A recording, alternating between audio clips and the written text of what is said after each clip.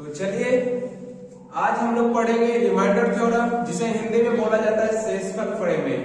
तो इसका हम कॉन्सेप्ट जानेंगे पहले, क्या ये तरीका से है। तो पहले एक एक करके हम इसका कॉन्सेप्ट समझते हैं, उसके बाद क्वेश्चंस को हल करेंगे, ठीक है। तो पहले इसका अगर पूरा बेसिक से, पूरा जीरो स्तर से पहले इसका पूरा कॉन्सेप्ट समझना है, ठीक है। तो चलिए यहाँ पे एक एक करके पहले कॉन्सेप्ट समझेंगे, एक एक बात को ध्यान में रखेंगे तभी इसका सवाल कर पाएंगे, अन्यथा नहीं। तो यहाँ पे देखेंगे पहला कॉन्सेप्ट क्या, कि यहाँ पे पहला कॉन्सेप्ट मान लीजिए कि एक संख्या लेते हैं 23 और 23 में 5 से भाग देते हैं, तो बोले कितने बार बोलेगा 5 चौके 20, तो आया कितना 4, तो बोले यहाँ पे 20 घटाएंगे कितना आ जाएगा यहाँ पे 3।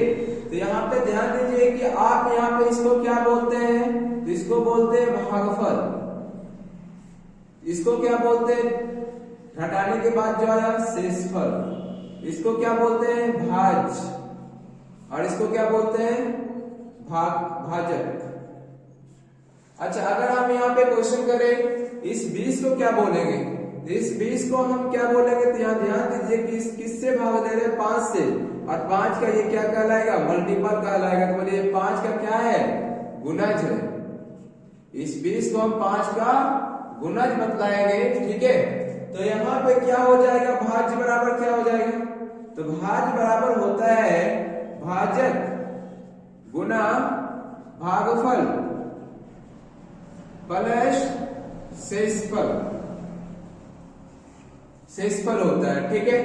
तो आप इस चीज को ध्यान दीजिए यहाँ पे क्या, कि भाग दे रहे हैं कितने से 5 से दे रहे हैं, कितने में दे रहे हैं 23 में दे रहे हैं, तो 5 से दे रहे हैं, तो बोले कितने बार में लगा 4 बार में लगा, आया कितना यहाँ पे शेष 3। तो यहाँ पे आप ये निष्कर्ष निकाल सकते हैं क्या, कि यहाँ पे जो भाजक होता है शेषफल से हमेशा बड़ा होता है। क्या इससे यहाँ से निष्कर्ष निकल पा रहा है कि जो यहाँ पे भाजक होता है, यहाँ पे पहला पॉइंट ध्यान देंगे कि भाजक शेषफल से हमेशा बड़ा होता है।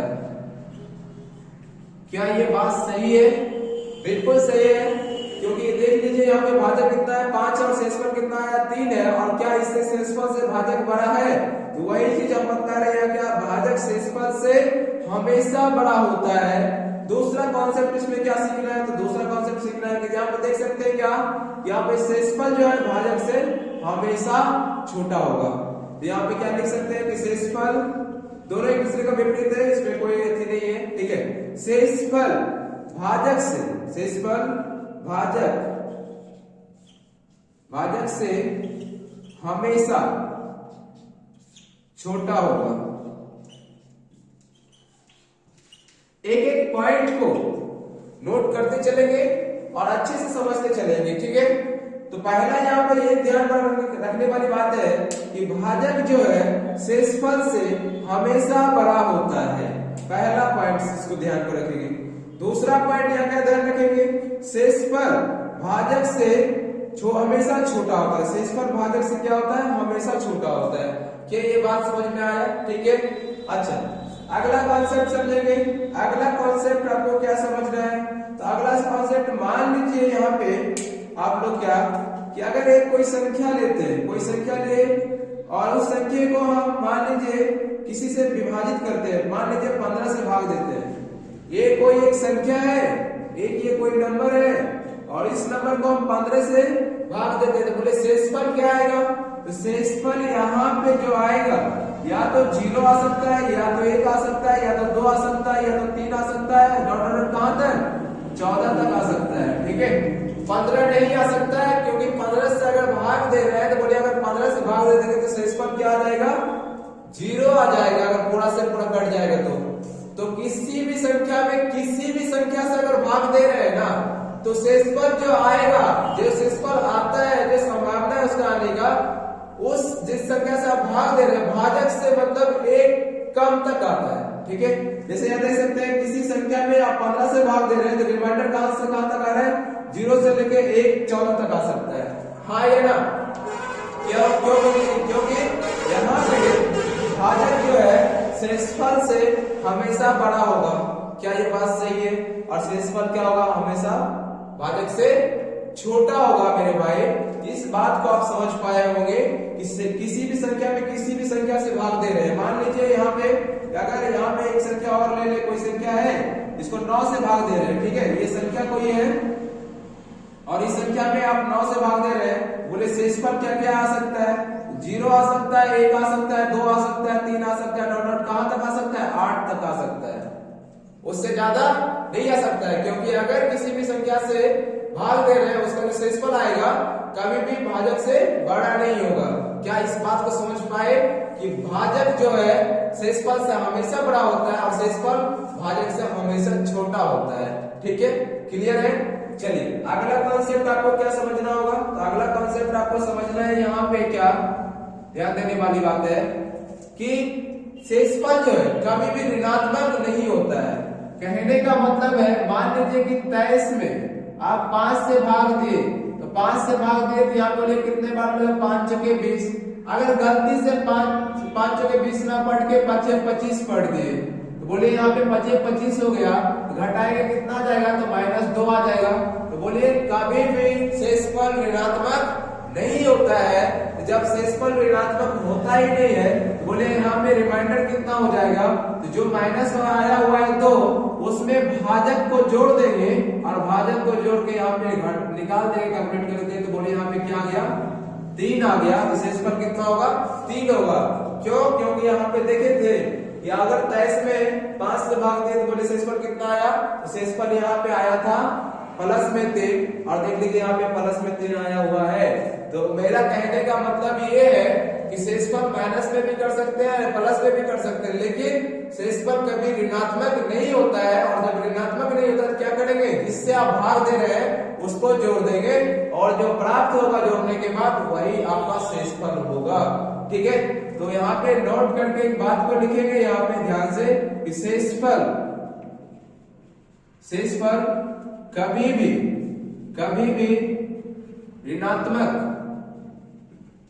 ऋणात्मक नहीं होता है, नहीं होता है। पूरा बेसिक से, ठीक है, पूरा एक एक करके पहले कॉन्सेप्ट समझेंगे, उसके बाद सवाल पे आएंगे। ठीक है, तो चलिए आगे देखेंगे।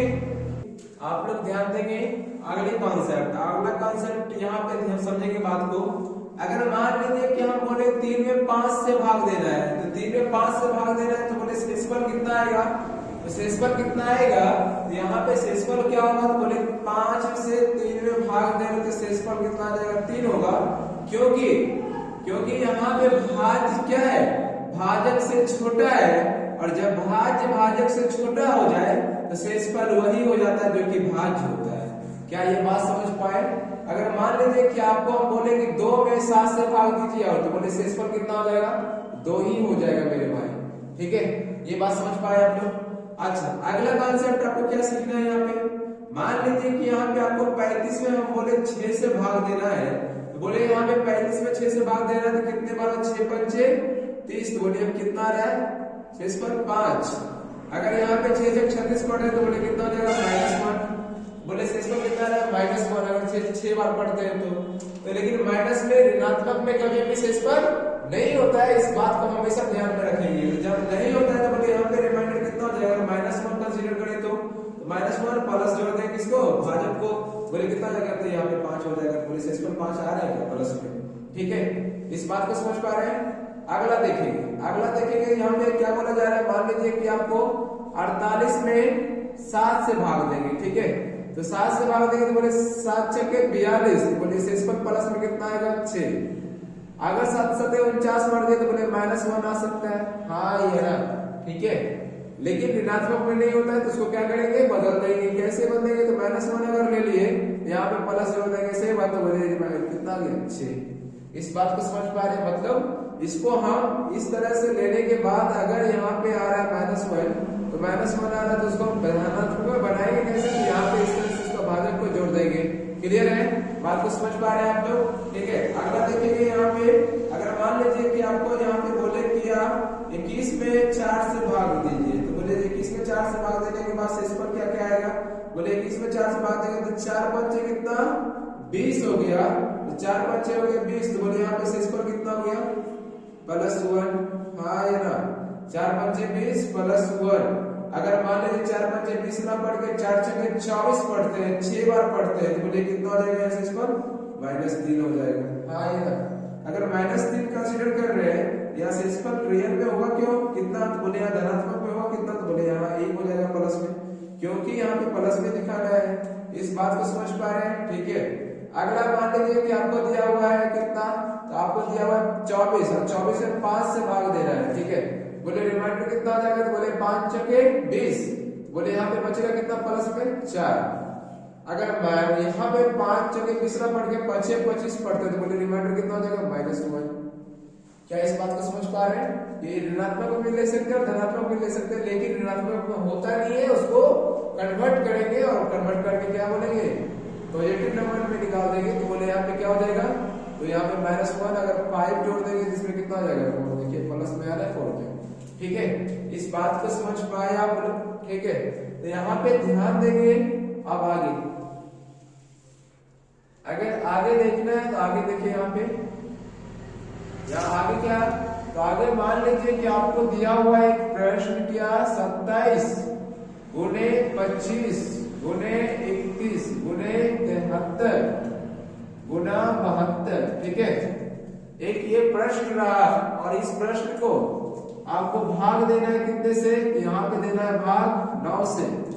तो आपको यहाँ पे क्या दिख रहा है कि गुणनफल एक व्यंजक दिख रहा है, और गुणनफल एक व्यंजक है, तो जब कोई भी गुणनफल एक्सप्रेशन रहे, कोई भी गुणनफल एक्सप्रेशन रहे और उसमें भाग देना है, अगर उसमें शेषफल आपसे पूछा जा रहा है तो शेषफल बताइए क्या होगा। तो शेषफल जब पूछा जा रहा है तो यहाँ पे इसको सॉल्व कैसे करेंगे, क्या इतना गुना इतना गुना इतना गुना इतना गुना इतना करके उसके बाद भाग देंगे 9 से? नहीं, उसके तरीके से नहीं करना है, क्योंकि यहाँ पे उतना करेंगे तो टाइम लग जाएगा, जबकि उतना टाइम एग्जाम में करने का होता नहीं है। तो यहाँ पे ये देखेंगे क्या है कि गुणनफल एक्सप्रेशन दिया हुआ है, गुणनफल व्यंजक दिया हुआ है, और जब गुणनफल व्यंजक दिया हुआ है जितने से आप भाग दे रहे हैं, तो यहाँ पे एक इसका खास बात ये है कि जितने से आप जिस नंबर से भाग दे रहे हैं, कोई भी एक टर्म कट रहा है, अगर कोई भी एक टर्म पूरा पूरा कट रहा है तो शेषफल हो जाएगा 0। तो यहाँ पे देखिए तो ये भी कट रहा है 27, क्या 9 या 27 9 72 पूरा पूरा कट रहा है, तो शेषफल क्या हो जाएगा यहाँ पे 0। कोई भी गुणनफल एक्सप्रेशन आपको अगर दिया हुआ रहे, अगर उसका कोई भी एक टर्म 0 अगर कट रहा है तो यहाँ पे उसका शेषफल कितना हो जाएगा 0 हो जाएगा। मान लीजिए अगला सवाल अगर आपको दिया हुआ रहे 21 गुना 73 गुना 75 गुना 63 गुना 72। ठीक है, अगर इसमें 7 से भाग देने के लिए हम बोले और रिमाइंडर बताना है कितना होगा, तो यहाँ पे ध्यान दीजिए कि क्या ये गुणनफल एक्सप्रेशन है, बिल्कुल है। क्या गुणनफल व्यंजक है, बिल्कुल है। जब ये है तो यहाँ पे इसका एक खास बात ये है कि पहले जिससे आप भाग दे रहे हैं, यहाँ पे देखेंगे क्या कोई एक टर्म कट रहा है पूरा पूरा, अगर वो पूरा पूरा कट रहा है तो उसका शेषफल जो होगा 0 हो जाएगा। तो बोले यहाँ पे 0 हो जाएगा कैसे, तो बोले यहाँ से ये भी कटेगा और ये 27 और 7 नंबर 63 ये भी कटेगा। हाँ ये ना क्लियर है, क्या बात समझ पा रहे हैं आप लोग? ठीक है, अगला अगर मान लीजिए आपको दिया हुआ है यहाँ पे 48 गुना 95 गुना 106 गुना 73 गुना 32, इसमें 16 से भाग देना है आपको, कितने से 16 से, और बताना है रिमाइंडर कितना होगा।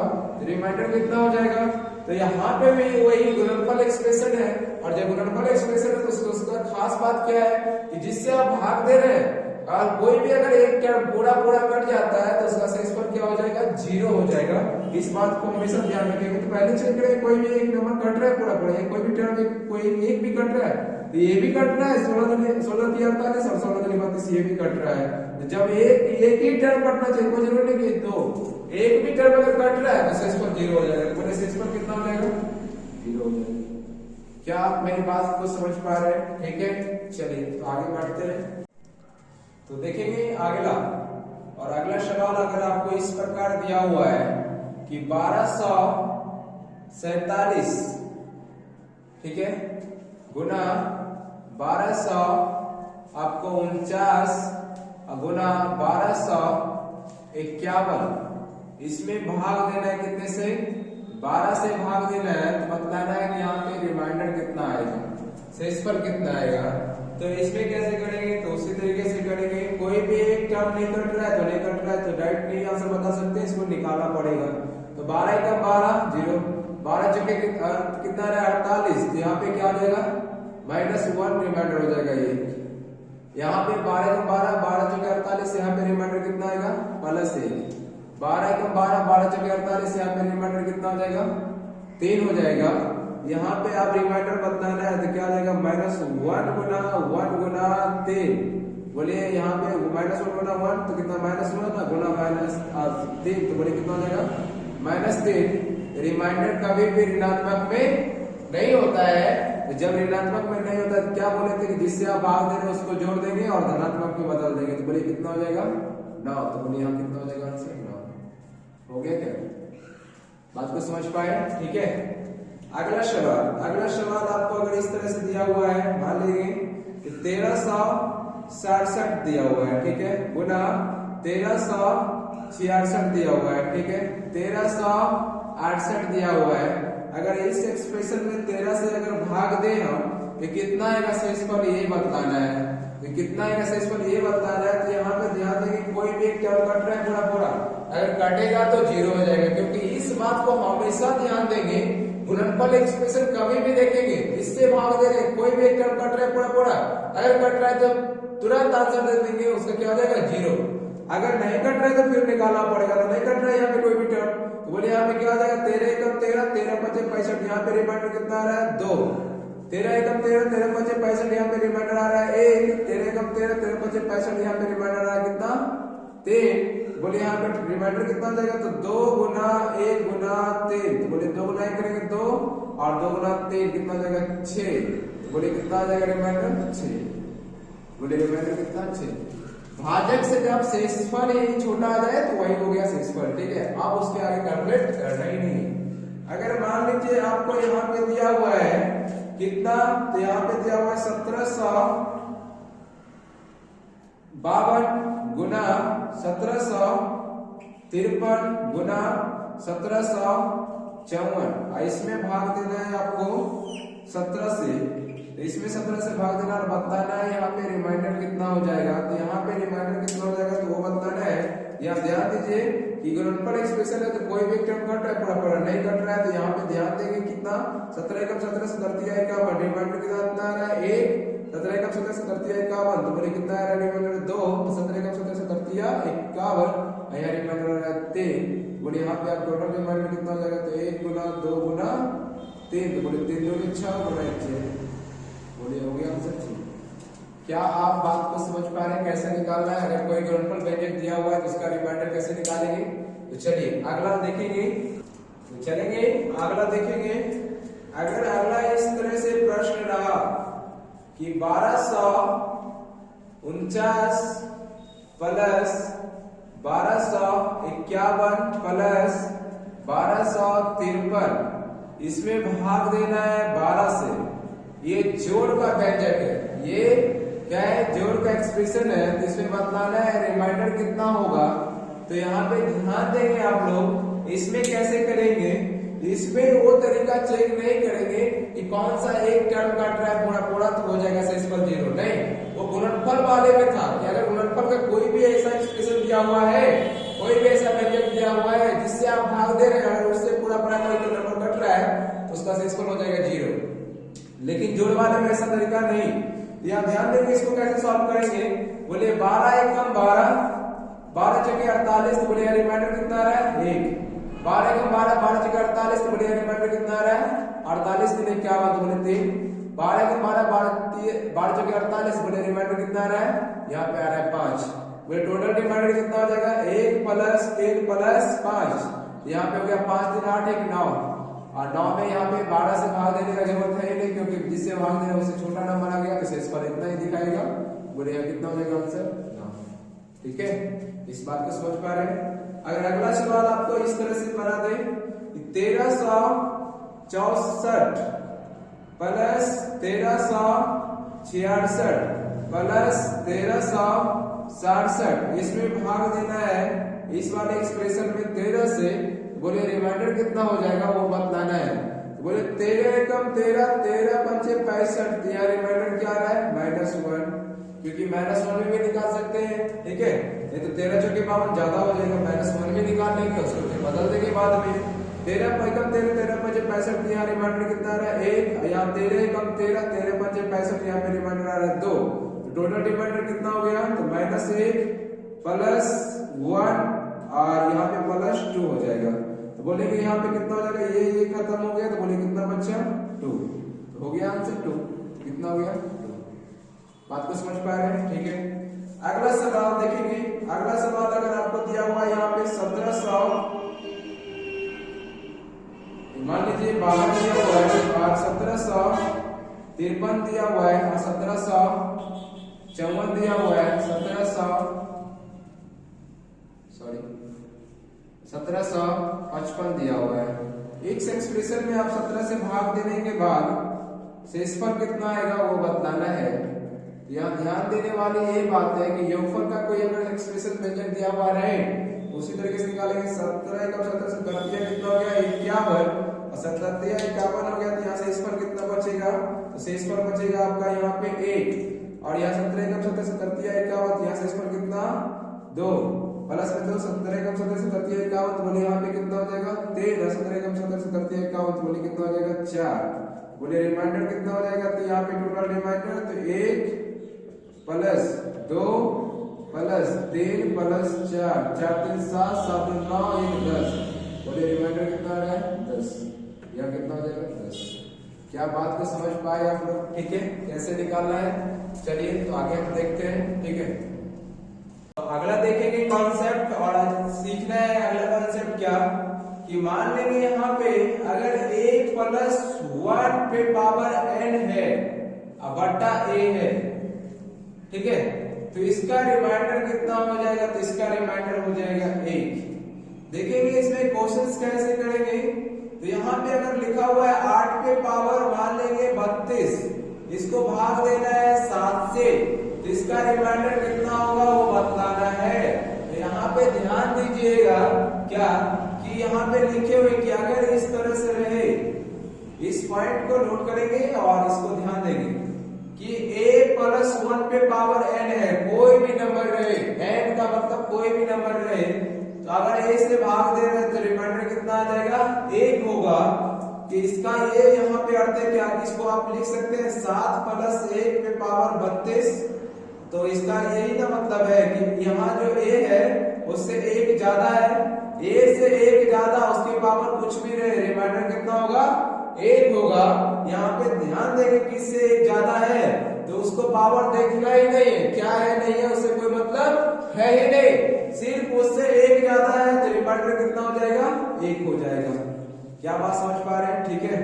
तो यहाँ पे अगले सवाल अगर दिया हुआ है, मान लीजिए कि 9 पे पावर आपको दिया हुआ है 72 और इसको 8 से भाग देना है, इससे 1 ज्यादा है तो रिमाइंडर कितना हो जाएगा 1। कुछ नहीं देखना है, ये रिमाइंडर थ्योरम का बेहतर कॉन्सेप्ट है जिससे आप भाग दे रहे हैं, अगर उससे 1 ज्यादा है पावर कुछ भी रहे, उससे 1 ज्यादा है पावर कुछ भी रहे तो रिमाइंडर 1 होगा, कुछ उसके अलावा देखना ही नहीं।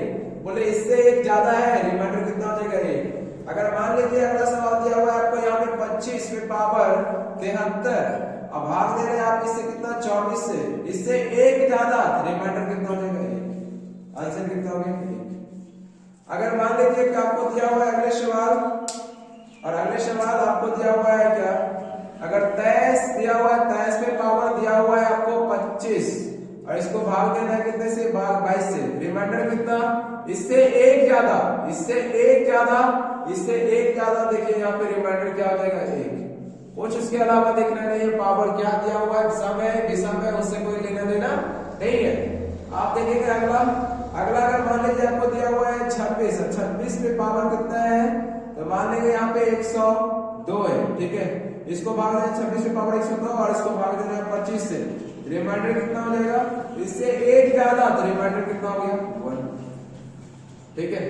अगर मान लीजिए आपको दिया हुआ है 35 और 35 पे पावर कितना है, 35 पे पावर 99 है, इससे पे भाग देना है 34 से, इससे एक ज्यादा तो देखना है, कुछ नहीं है, निकालना नहीं है, बस हो गया रिमाइंडर ही। क्या इस बात को समझ पाए? ठीक है। आप बोलेंगे क्या कि सर उससे कम भी तो हो सकता है, बिल्कुल कम हो सकता है। तो यहाँ ध्यान देंगे और अगले कॉन्सेप्ट क्या, अगले कॉन्सेप्ट को ध्यान देना है, अगले कॉन्सेप्ट को ध्यान देना है क्या कि अगर मान लीजिए कि a-1 है बटा a है, इसके पावर n है, अगर भाग दें तो रिमाइंडर कितना होगा? रिमाइंडर इस पे डिपेंड करेगा। अगर जिससे भाग दे रहे हैं उससे एक कम नंबर है तो रिमाइंडर इस पे डिपेंड करेगा कि नंबर कौन सा है। अगर पावर आपका यहाँ पे इवेन नंबर है, पावर क्या रहे? इवेन नंबर है, तो रिमाइंडर क्या हो जाएगा यहाँ पे? n। अगर यहाँ पे n क्या रहे? यहाँ पे इवेन नंबर रहे तो रिमाइंडर क्या हो जाएगा? +1 हो जाएगा। अगर यहाँ पे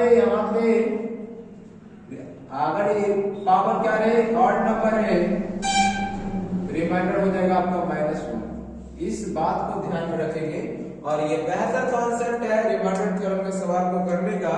ठीक है कि अगर जिससे आप भाग दे रहे हैं अगर उससे एक कम है, उसके पावर अगर सम है, अगर उसके पावर इवेन नंबर मतलब सम नंबर है तो क्या हो जाएगा? रिमाइंडर +1। और अगर विषम नंबर है तो -1। ठीक है, इस बात को समझ पा रहे हैं? तो यहाँ पे देखेंगे सवाल कैसे बनेगा। तो सवाल देखेंगे यहाँ पे ध्यान से क्या कि ये अगर यहाँ पे लिखा हुआ है, यहाँ पे लिखा हुआ 8 पे पावर 32 बटा कितना? 9। तो इसका मतलब क्या है? क्या इसको ऐसे लिख सकते हैं कि 8 9 - 1 पे पावर 32 है। इसका तो मतलब यही है कि जिससे आप भाग दे रहे हो उससे एक कम है, उससे एक कम है कि नहीं है? तो उससे एक कम है कि नहीं है? जब उसके कम है तो आप देखना है पावर कितना है, तब देखना है पावर कितना है। तो पावर क्या दिखा रहा है? सम। तो यहाँ इवेन नंबर रहेगा तो क्या हो जाएगा? रिमाइंडर +1। ठीक है। अगर मान लीजिए यहाँ पे दिया हुआ है आपको क्या? 7 और 7 पे पावर कितना दिया हुआ है? 73 और इसमें भाग देना है 8 से, बोलेंगे रिमाइंडर कितना हो जाएगा? तो यहाँ पे ध्यान दीजिए इससे एक कम नंबर है और जब ये कम नंबर रहेगा तो पावर देखना है। तो पावर क्या है? यहाँ ऑड नंबर है, 73 क्या है? ऑड नंबर है और ऑड नंबर रहने के बाद रिमाइंडर कितना हो जाएगा? तो -1 होगा। इस बात को हमेशा ध्यान रखेंगे कि जिससे आप भाग दे रहे हैं अगर उससे कम नंबर है, पावर को चेक करने की इवेन है कि ऑड है। अगर इवेन रहा तो +1 और अगर ऑड रहा तो -1। और जबकि ये -1 आंसर आप नहीं देख सकते हैं, इस बात को ध्यान में रखेंगे क्योंकि ऋणात्मक में कभी भी रिमाइंडर नहीं होता है। तो जब होता ही नहीं तो क्या करेंगे? जो रिमाइंडर आया हुआ -1 उसमें जिससे भाग दे उसको जोड़ देंगे, कितना हो जाएगा? 7 हो जाएगा। बात को समझ पा रहे हैं? ठीक है। अगला सवाल अगर आपको दिया हुआ है क्या? 9 में पे पावर दिया हुआ है 72, इसमें भाग देना है 10 से और 10 से भाग देने के बाद रिमाइंडर कितना आ जाएगा? तो यहाँ पे देखिए कि जिससे भाग दे रहे उससे एक कम नंबर है और जब ये कम नंबर है उसके पावर देखना है कि पावर सम है या विषम है, ऑड है या इवेन है। बोले ये 72 क्या है? इवेन नंबर है और इवेन नंबर रहेगा तो आंसर क्या हो जाएगा? रिमाइंडर +1 हो गया हमारा। ठीक है, तो चलिए इसी प्रकार से आपका पूरा का पूरा रिमाइंडर थ्योरम का कॉन्सेप्ट खत्म होता है। जिस तरह से हर चैप्टर का आप लोग कॉन्सेप्ट खत्म होने के बाद क्वेश्चन प्रैक्टिस करते हैं, उसी तरह से अगले इसका भी क्वेश्चन प्रैक्टिस करेंगे तो इसका रिमाइंडर थ्योरम का पूरा कॉन्सेप्ट कंप्लीट होता है। आपको अच्छे से समझ में आया होगा, आशा करते हैं। ठीक है, तब तक के लिए बाय बाय। ठीक है, चलिए।